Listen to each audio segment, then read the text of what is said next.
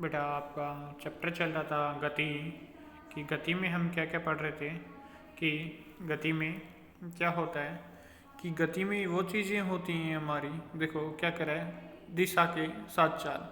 दिशा के साथ चाल क्या हो रही है हमारी, देखो किसी वस्तु की गति की दर और अधिक व्यापक, किसी वस्तु के की गति की दर और भी अधिक व्यापक हो सकती है अगर हम उसकी चाल के साथ साथ दिशा को भी क्या करें, हम व्यक्त करें या निर्धारित करें। जब हम इसको व्यक्त और निर्धारित करते हैं तो क्या होता है कि वह राशि जो इन दोनों पक्षों को व्यक्त करती है उसे वेग कहा जाता है।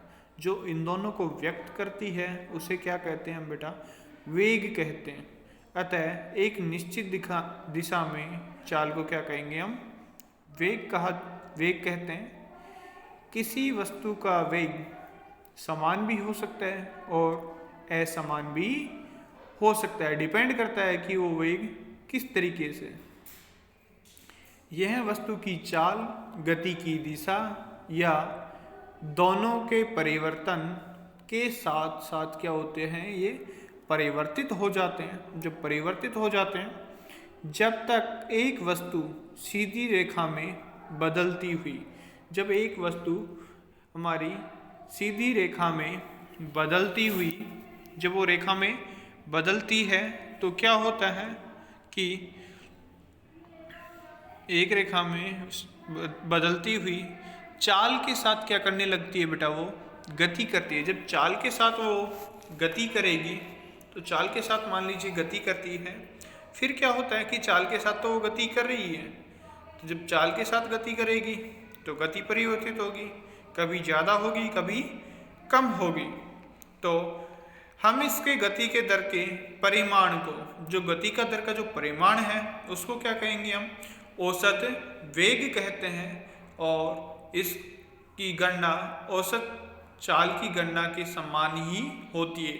औसत वेग का फॉर्मूला क्या होता है बेटा, विस्थापन बटे समय अंतराल, और औसत चाल का होता है पथ लंबाई बटे समय अंतराल या समावधि।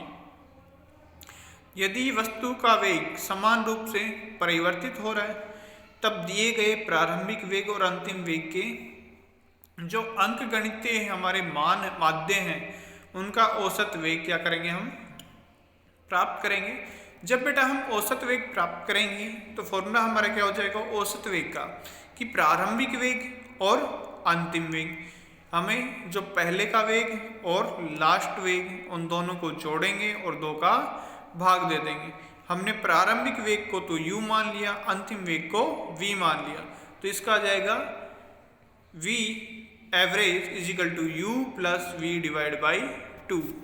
यहाँ v एवरेज क्या है, औसत वेग है हमारा। जब v एवरेज हमारा औसत वेग है और u क्या है हमारा प्रारंभिक वेग है और v है हमारी वस्तु का अंतिम वेग। जब हमारा v वस्तु का अंतिम वेग है तो क्या है, चाल तथा वेग दोनों का मात्रक क्या होता है, हमेशा समान होता है, और वो क्या होगा, मीटर प्रति सेकंड होता है। ये था बेटा हमारा दिशा के साथ साथ चाल में क्या क्या परिवर्तन होता है। अब हमें कुछ क्रियाकलाप देंगे तो उसमें क्या करेंगे हम, मान लीजिए जैसे देखो, यात्रा शुरू होते समय कार का ओडोमीटर 2000 किलोमीटर प्रदर्शित करता है और यात्रा समाप्ति पर 2400 किलोमीटर प्रदर्शित करता है। तो क्या हो जाएगा, ये दोनों ओडोमीटर जो चल रहा है इनका क्या हो गया, 400 का स्टार्टिंग में 2000 था और ये अब कितना हो गया, 2400 हो गया। तो इनको ऐड ऑन करके डिवाइड बाई कर देंगे और आंसर आ जाएगा।